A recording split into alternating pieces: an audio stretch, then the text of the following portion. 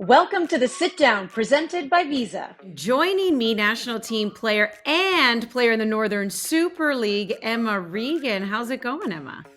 Good. Thank you for having me. You're in Toronto already, correct? Getting ready for all the preseason and all the fun that's going to happen?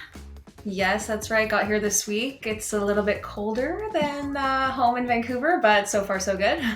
Well, yeah, the polar vortex has come through and is being very stubborn and doesn't exactly want to leave. But this is something we're all looking forward to. We are less than 100 days until kickoff for the NSL. April 16th is the first day that it's going to start. And as you know, this is something that's been talked about for a long time, and having a domestic league. What does it feel like to be a part of it?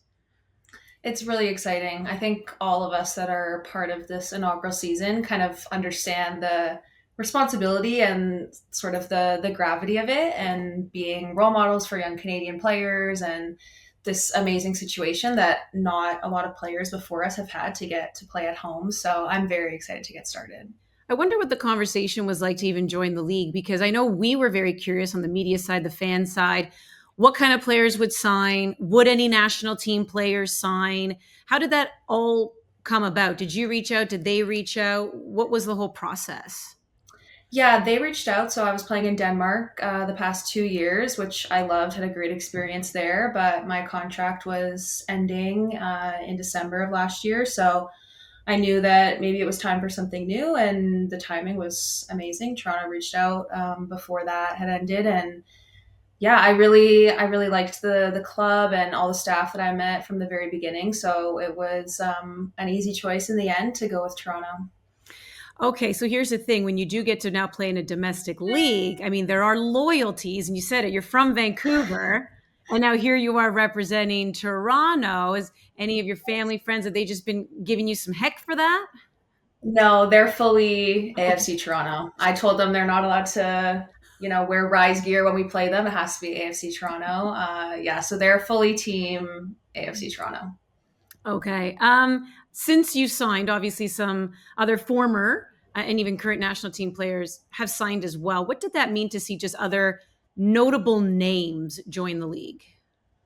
I think it's great. It's great for soccer in Canada, and I think the more that players like me can come and play at home in front of a home crowd, like, it's an amazing experience for us as much as it is cool for Canadians to get to see Canadian players play on home soil. So I think it's great. It's great for soccer in Canada, and yeah, I think I can't wait to get started and compete against those players, and I think hopefully be a really competitive league. You just mentioned that you were playing in Denmark. There are a lot of other Canadians who either play in the NWSL or they play overseas in Europe. I don't know if you have like your finger on the pulse of even what other Canadian players are saying and thinking about this domestic league, and if what they're saying about this league being able to compete with those down the road. Yeah, I think everyone's very hopeful that it'll be a very competitive league. I think from what I've seen already from the organization of the clubs so far, and the time and investment that's been put in, I think is super promising. And I think there's a lot of leagues like in Europe where I was just previously playing that are, have been around a little bit longer, a little bit more solidified, but I don't see any reason why Canada can't match that and even exceed it in a couple years' time. So I think we're very hopeful that this will be a really competitive league that can compete against clubs and leagues all over the world. Competition is obviously what we're looking forward to. Players that fans already know, but then there's this opportunity, and this is another big mantra as well of the league, right? Is being able to have younger players hone their skills somewhere and even possibly get the attention of the national team. I mean, Casey Stoney just being named the head coach flat out said that she's tired of good players sitting on the bench somewhere and she wants to see them playing. And then you just have a recent signing as well, and 17-year-old Kaylee Hunter. I mean, 17 years of age. So what do you think this league is going to mean to these younger players? I think it just means choice and opportunity. Like when I was 17, I knew that I was probably going to college, and that was really the one pathway that I had to keep playing competitively at that time. Going pro wasn't as much of an option, especially, obviously going pro in Canada. So I think it just opens up more doors, and people that want to go to school, they could do so in Canada and the US, get a degree if they want to. If they want to go professionally right away, they can.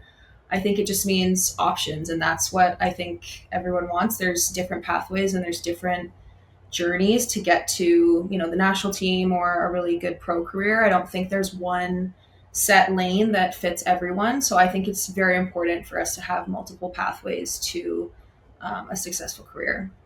You have a ton of experience, and as you just mentioned, playing at the college level, playing overseas, so playing pro, playing national team.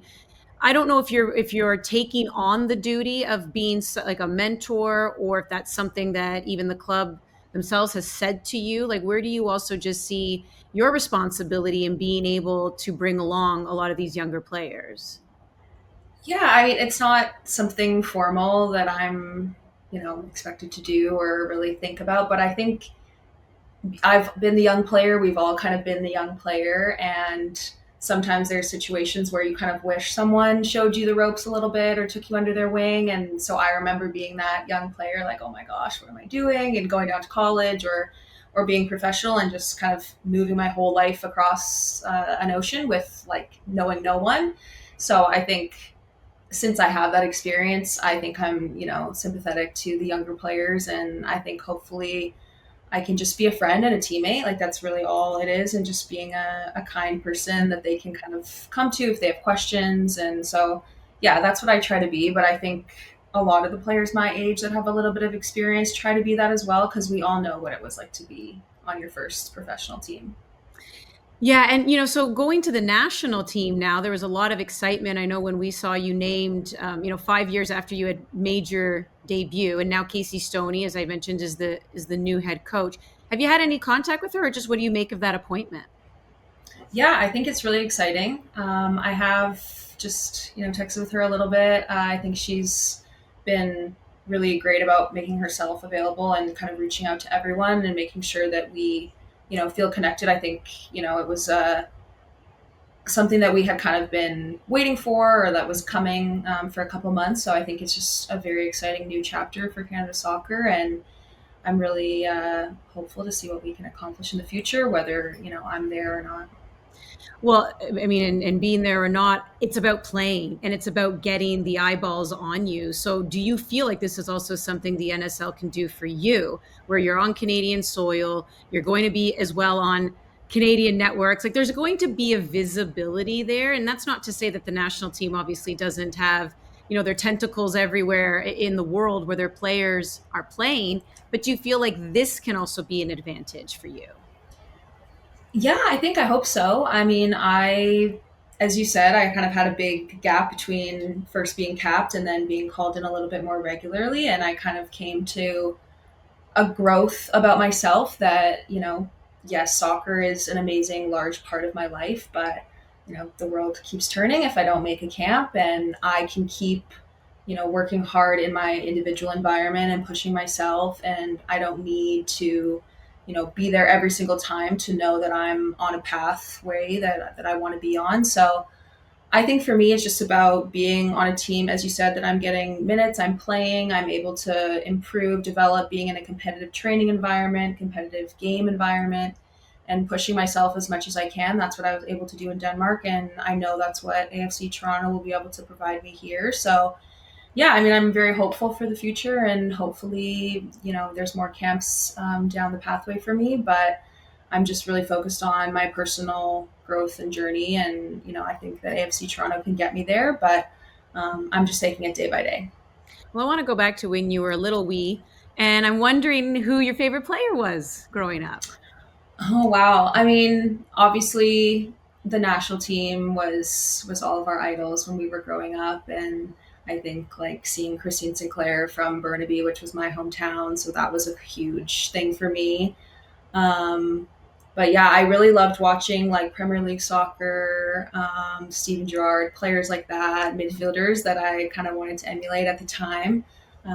Yeah, so those would be to name a few, but I think that Christine Sinclair and the whole national team, especially after that 2012 Olympic bronze, we were all like, wow, this is they're cool, and we want to be like them one day.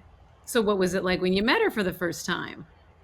A little bit daunting. I mean, just to be in camp and everything with those older players that you kind of idolize, it's like, wow, okay, you're a real person standing in front of me. But yeah, I think I was definitely a lot younger back then and not as confident in my ability to be at that level and compete there. And I think I've grown a lot since that first camp, and hopefully I'm putting myself out there and competing a bit more. I'm wondering if there's anyone, whether it's on the national team or maybe it's been, through the pro game or even college, if there was a teammate or just somebody that took you under, their wing to help you out and grow in the sport. Yeah, I think freshman year of college, definitely our seniors were great about kind of indoctrinating us into the team and how it was to live, away from home and be in college, and all of that was great. And then there was tons of players when I first got to Denmark. Some older players, like our captain at the time, was really great about showing everyone the ropes. And she was a midfielder, and I got to play alongside her, so that was a really good relationship we formed there. And yeah, I think it's really fun to be able to move and live in all these different places and meet different people, and you kind of always make friends with your teammates along the way. So I had, yeah, a great group at Texas, a great group in Denmark that I still stay in touch with.